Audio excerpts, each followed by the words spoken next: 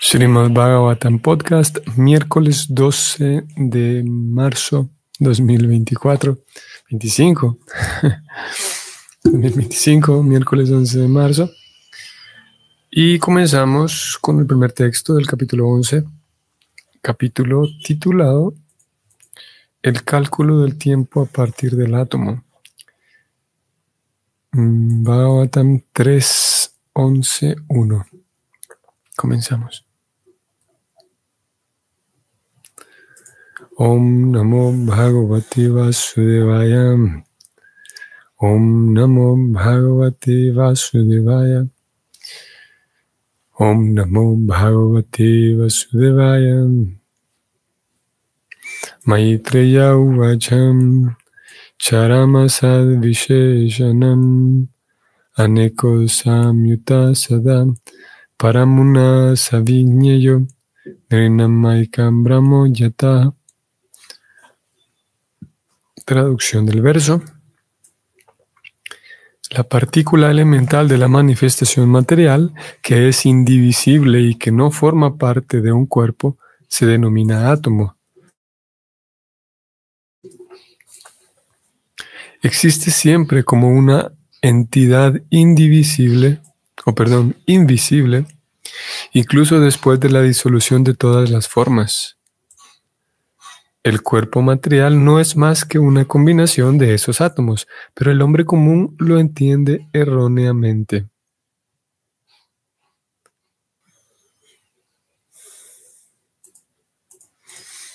Vamos a leer el comentario escrito por Srila Prabhupada para este verso.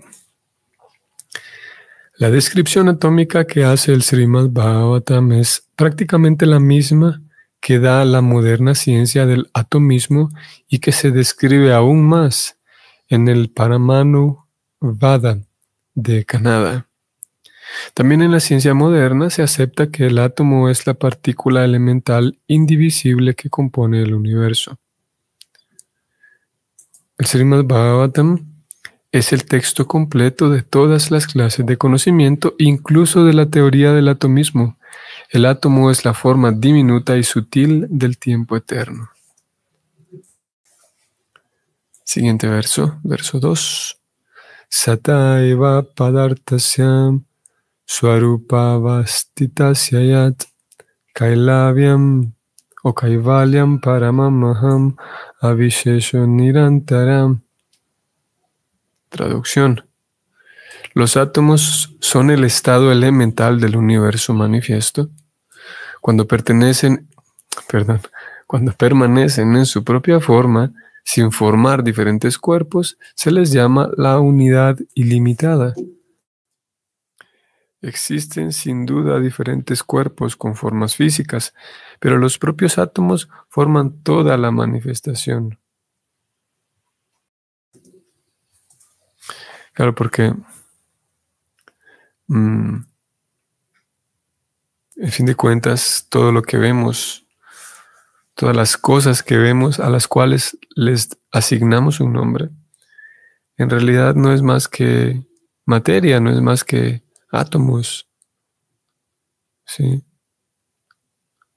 Así como, por ejemplo, podríamos tener una mesa, digamos, una mesa de madera, y esa mesa de madera, hecha con madera, podríamos decir que en fin de cuentas no es más que madera, ¿no? En forma, digamos, un carpintero se encargó de darle forma, de transformarla en una mesa, pero en fin de cuentas no es más que madera.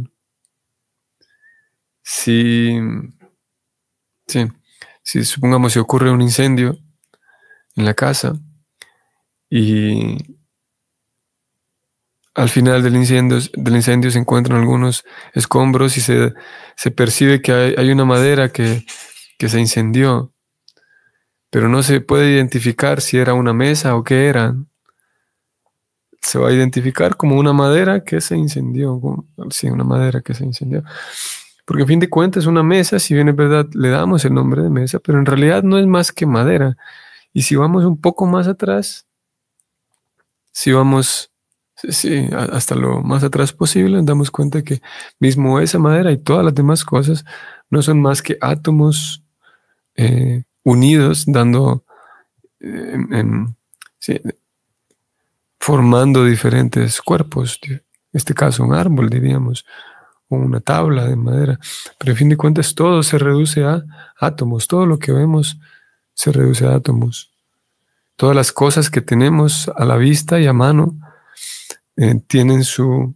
En filosofía occidental a esto se le llamaría que el principio de contingencia, y es que todos los cuerpos y todo lo que existe en realidad, ya sean seres vivos, ya sean cuerpos inertes, materia, todo es contingente. Incluso ideas y planes, todo es contingente, lo que significa que el principio de contingencia indica que una cosa, un ente, sea un ente vivo, sea sí, un ente biológico o materia muerta, todo ente, sea una idea incluso, o planes, ideas, todo ente para que exista necesita de la existencia de otros entes previos que facilitan su existencia.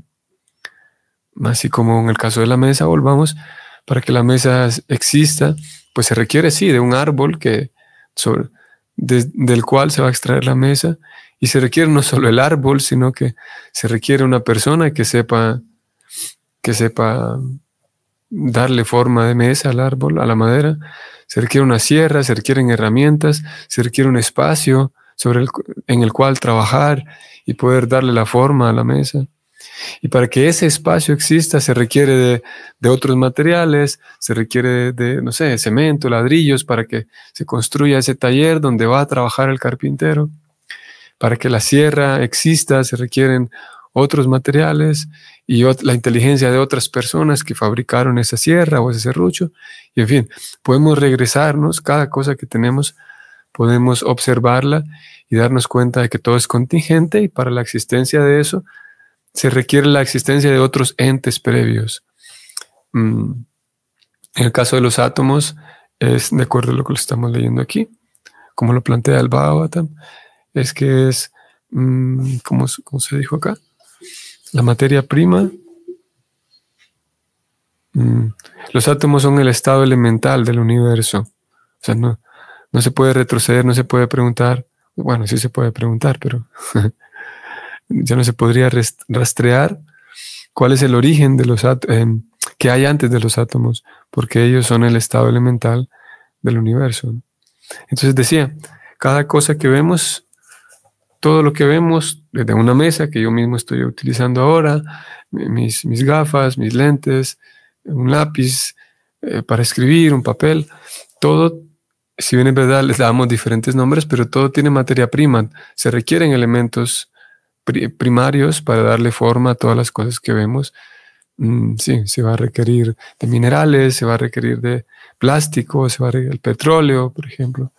Se va a requerir de diferentes materiales que se los conoce como eso, como materia prima. Incluso esa materia prima es contingente, esos minerales que se extraen a diario de la tierra y que permiten que tantas cosas, la existencia de tantas cosas que nos facilitan la vida, todos esos materiales también están formados, en fin de cuentas, por átomos. Y si bien es verdad, la materia prima existe en diferentes estados, digamos, sabemos, ¿no? La densidad, por ejemplo, de diferentes minerales que existen, que van a dar diferentes minerales que permiten que existan diferentes cosas. El plástico que se va a requerir, metales que se requiere para construcción de cosas, vidrio, por ejemplo, tenemos tanto vidrio por todos lados, plástico, metales, y toda esta materia prima existe en diferentes estados. Todos los minerales, por ejemplo, tienen una densidad mayor. Algunos, sabemos, ¿no? Algunos metales, 1 kilo, por ejemplo, 1 kilo, 1 libra de diferentes metales. Para ciertos metales se va a requerir un volumen mayor para que pese 1 kilo. Para otros metales se va a requerir un volumen menor que va a pesar 1 kilo. Pero en todos casos, esa materia prima se muestra diferente, se comporta diferente ante el ambiente. Algunos metales tienen un punto en el cual, frente al fuego, por ejemplo, frente a las temperaturas, responden de diferente manera. Toda esa materia prima que va a servir y que sirve hoy por hoy, todos los días sirve esa materia prima para fabricar diferentes artículos y objetos que necesitamos para vivir, la ropa y todo. Pero esa materia prima que está compuesta de átomos, cuando desglosamos, si pudiéramos hacerlo, desglosar toda la materia prima, si pudiéramos desglosar, digamos, un trozo, un pedazo de carbón, si lo pudiéramos separar todos los átomos, así como un rompecabezas, o una mesa de vuelta, si pudiéramos separar las maderas, los clavos, la pintura y ponerlas, la materia prima la ponemos aparte. Si pudiéramos hacer eso mismo, pero por ejemplo, con un mineral, y desarmar cada uno de los átomos, ponerlos en una mesa, tener un trozo de carbón, decía, y después desarmarlo y que todos los átomos queden disueltos sobre una mesa. Si pudiéramos hacer eso, nos daríamos cuenta de que tanto los átomos en el carbón, que forman el carbón, como los átomos que forman el aluminio y diferentes minerales, nos daríamos cuenta de que los átomos se comportan igual, son todos iguales. Solo que ya una vez formado, ya una vez en grupo, digamos, cada uno de estos átomos, decíamos un trozo de aluminio, un trozo de carbón, un trozo de diferentes metales, se comportan de diferente manera frente al calor, decíamos. Y se pueden hacer mezclas de diferentes metales y el resultado varía de acuerdo a las cantidades de metales, las proporciones que hay, los tipos de metales que se mezclan y demás. Pero en fin de cuentas, los átomos que forman cada uno de los metales, los átomos que dan forma a todo, son iguales todos. Se mantienen un comportamiento igual todos. Y esos átomos que son igualitos todos entre sí, son el estado elemental del universo. Un poco similar a lo que sucede con el alma también, que todas las almas son iguales, a pesar de que, digamos, algunas poblaciones, podríamos decir, algunas poblaciones muestran, digamos, que algunas culturas son un poco más, diríamos, un poco más serias, más graves. Algunas otras culturas son más festivas, les gusta más la fiesta. Algunas otras personas son más intelectuales y hay diferentes rasgos humanos. Pero el alma que está dentro, es igual en todo. El alma se comporta de manera igual en su estado natural. El alma siempre va a buscar plenitud, va a buscar satisfacción, va a buscar conocimiento. El alma siempre es eterna, a pesar de que cuando el alma se desenvuelve, digamos, en diferentes culturas, se muestra un poco, como decíamos, un poco más festiva. Hay poblaciones en donde las personas son más intelectuales, todo eso. Similarmente, los átomos en su estado, digamos, natural, si pudiéramos decir así, cuando no forman ningún cuerpo, todos los átomos son iguales, aun a pesar de que cuando llega el momento en el que ellos se juntan para darle forma a diferentes formas físicas, ya se comportan de manera diferente, como decíamos.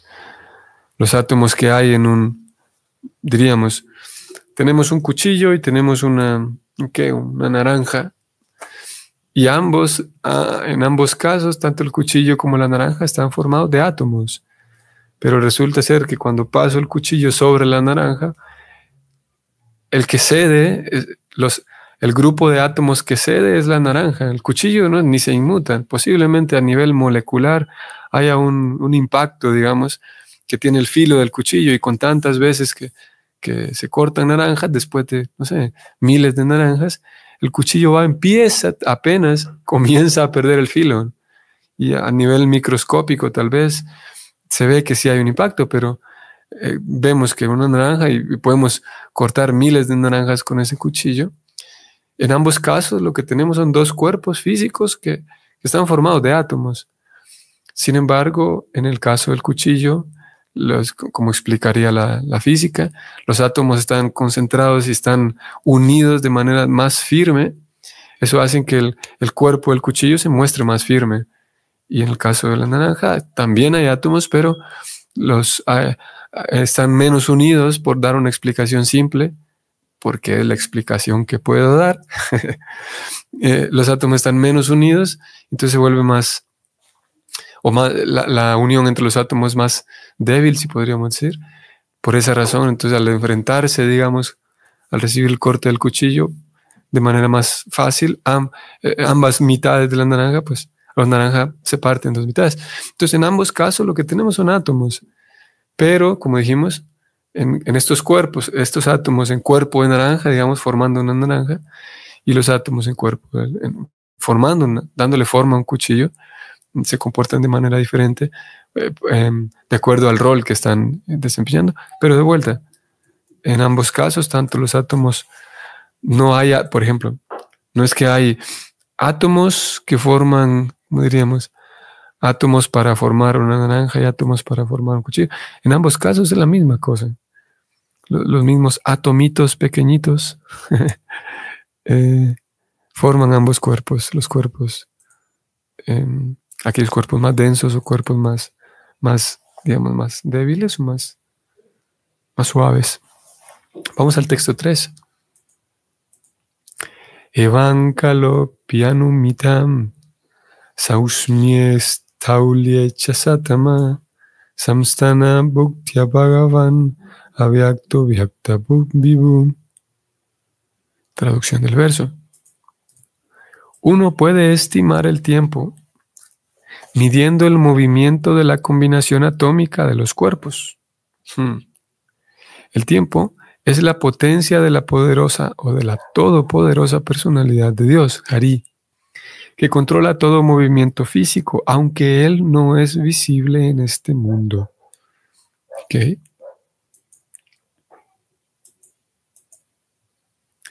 Bastante particular esto.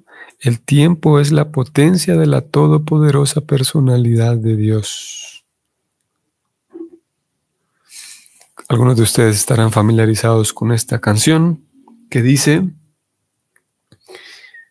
Kivaya yo Jaya Gaura Chander Aratiko Sova Janavitata Vane Yagamana Lova. Kivaya yo Jaya Gaura Chander Aratiko Sova Janavitata Vane Yagamana Lova. Esta es una canción escrita por Bhaktivinoda Thakura. Y esa primera línea es la primera línea, es el Arati del señor Gauranga, Gaura Arati, o se canta en Gaura Arati. Y esa primera línea que describe un poco acerca del señor Chaitanya, escrita por Bhaktivinoda Thakura, dijimos, en esa primera línea se dice que el señor Chaitanya atrae la mente de todo el mundo, de todo el universo. Todos los seres vivos están siendo atraídos por el señor Gauranga. Jagat, en el universo, Mana Loba. Jagat, el universo, Mana, la mente, Loba, atrayendo o atracción.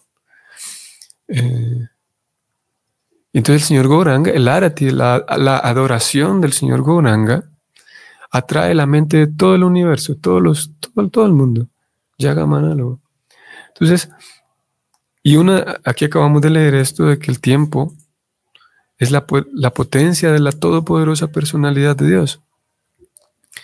Y algunas almas que son conscientes de que y de manera voluntaria están atrayéndose al señor Gauranga, al señor supremo, Hari, todo el mundo, algunas almas, como dijimos, son más conscientes y de manera voluntaria y decidida están, como en nuestro caso, estamos tratando de estudiar, de comprender, de avanzar en esa comunión con el Señor Supremo, comprender más acerca del Bhakti, llevando a cabo la práctica, cada quien con sus diferentes esfuerzos. Pero hay otras personas, otras almas, ni siquiera solo personas, sino otros seres vivos que no tienen ni idea y no tienen ni el menor deseo de acercarse y de conocer más del Bhakti, del servicio devocional. Sin embargo, también están atraídos al Señor. Y una de esas formas de ver una de las maneras de ver la atracción que el Señor está ejerciendo sobre esas almas que no están ni interesados en el avance espiritual. Lo tenemos aquí enfrente, una de esas formas. O relativo al tiempo. Como todo el mundo es, por ejemplo, es muy natural observar que se habla de manera así muy cotidiana, decir, wow, qué rápido pasa el tiempo. Y sí, es muy natural, no hace falta ser un religioso para hablar de esas cosas, para que una persona, un amigo le diga al otro, sí, no, es que el tiempo pasa rápido, es que ya estamos en lunes otra vez y el fin de semana acaba de pasar, y alguien dice, no, ya es miércoles y se nos fue la semana, y wow, ya estamos en marzo y ya pasamos por el primer trimestre del mes, y hablar acerca del tiempo. La persona no se da cuenta, pero como lo tenemos aquí enfrente en este verso, el tiempo es la potencia de la todopoderosa personalidad de Dios. Cuando se habla, cuando dos personas en la calle hablan acerca del tiempo y se maravillan porque el tiempo pasa rápido, en un sentido indirecto están asombrándose por una de las potencias de la todopoderosa personalidad de Dios. Ellos no lo saben. Es una forma simplemente. Y hay otras también. Hay otras formas como podríamos, que no es el punto del tema de hoy, no es el tema de hoy, pero podríamos mencionar cómo hay personas que están obsesionadas con la belleza, con verse bien, y están obsesionadas es una manera de decirlo, pero están encantadas con ver a otros y observar la belleza, que bien, qué bonita luce otra persona, qué guapa, qué guapo luce otra persona, y están siendo atraídos de esa manera también, sin darse cuenta, están atraídos por la belleza del Señor Supremo. La belleza es uno de los atributos de Dios, y la belleza proviene de Dios. No puede provenir de otra manera. Y así de muchas otras maneras, de tantas maneras, todo el mundo está atraído al Señor, todo el mundo anhela, personas que anhelan y su foco todos los días, despiertan todos los días pensando en ganar más dinero.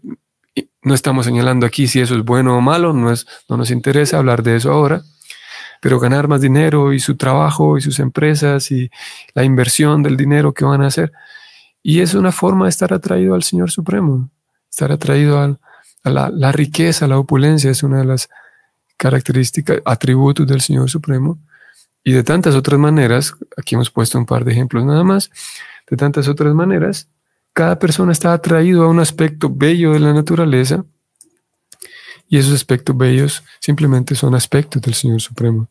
En este caso estamos leyendo aquí del tiempo, como es tan cotidiano que alguien se asombre por el paso del tiempo, alguien se asombre por el tiempo mismo, que es una forma de asombrarse de Dios, solo que la persona no lo sabe.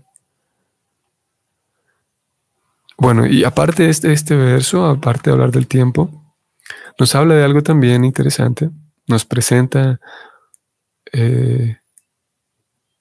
algo tal vez no es tan novedoso, pero la manera en la que se está presentando aquí puede ser que sí lo sea, ya que este verso tercero es el verso en donde se da entrada al tema del capítulo, porque el capítulo nos habla o se titula más bien, el cálculo del tiempo a partir del átomo, cómo se pueden calcular medidas de tiempo, cómo se pueden sacar medidas de tiempo usando los átomos. Así que en este tercer verso, es la primera vez donde se da una introducción, la primera vez donde aparece el tema del capítulo, y es que se dice, uno puede estimar el tiempo midiendo el movimiento de los átomos prácticamente, dicho de manera simple. ¿Cómo es esto?